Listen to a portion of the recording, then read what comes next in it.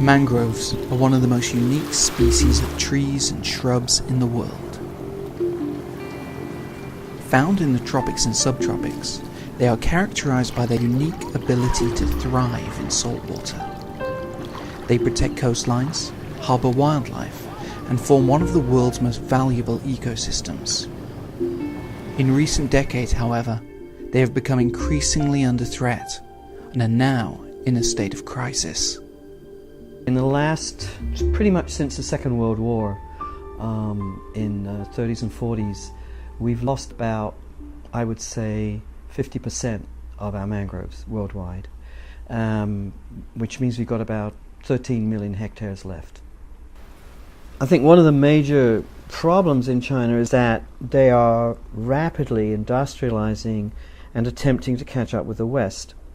Because they're doing it so fast, they have not been able to develop an environmental infrastructure to monitor what's going on, to oversee what's going on, to find ways to prevent environmental damage.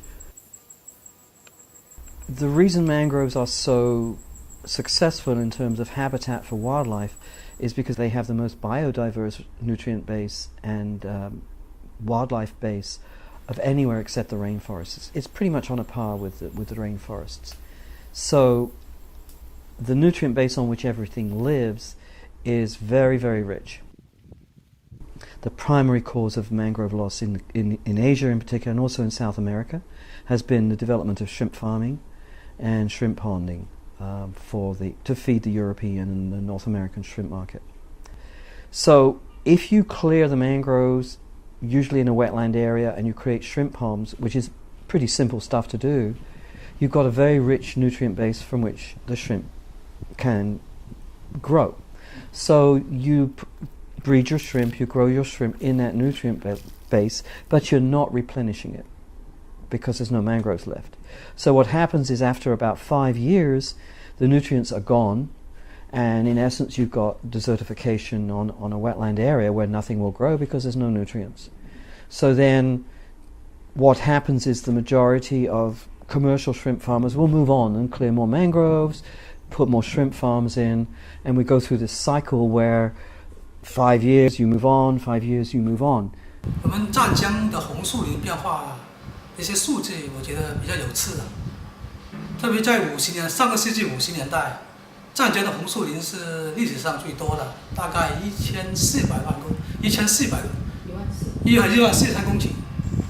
到了80年代左右，就是经过历史的变迁，这个破坏啊，就是大概当时的红树林面积大概占5800公顷吧，这个是历史的最低点的。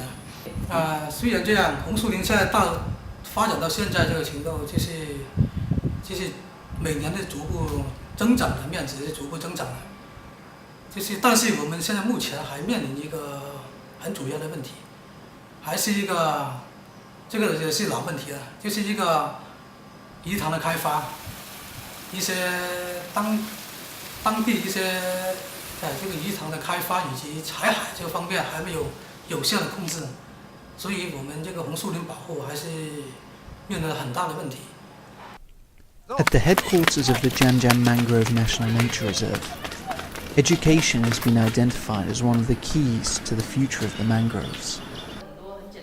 Martin Keeley of the Mangrove Action Project leads new workshops aimed at educating local teachers about the vital importance of environmental education for the future of the people and mangroves of the region. The idea is obviously to find a way through practical hands-on activities to help students not only understand the scientific structure of wetlands and their importance, but also the social significance and economic value. The reserve invited one school which has been very focused on environmental issues for the last 5 years to bring in the principal and 5 teachers to work with us. So the idea is to work in different schools for the teachers to do this, set up their own workshop and expand the workshops, and still you start to include more and more and more schools in more and more areas in the country. 对于红树林知识的那个深入的了解，这个是让我们很大的收获。另外的是，在这个活动的方式、游戏的方式这么丰富的展现在我们的面前，我们觉得是收益最大的一个方面。那这一些活动对于学生在增长红树林知识的方面，形象性、直观性、生动性方面呢，应该说是他们很会受他们欢迎的。I think the whole focus of education and the whole focus of what we do has to change. It has to change. If we're going to change people's perceptions environmentally, we have got to think in terms of 5, 10, 15, 20 years. Because you can't do that, because people don't work like that.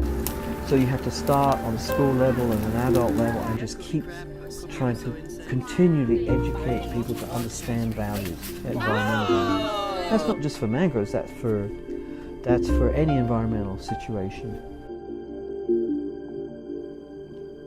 白鹭飞来湿地间，树枝垂地变成圆，林里万物皆可言。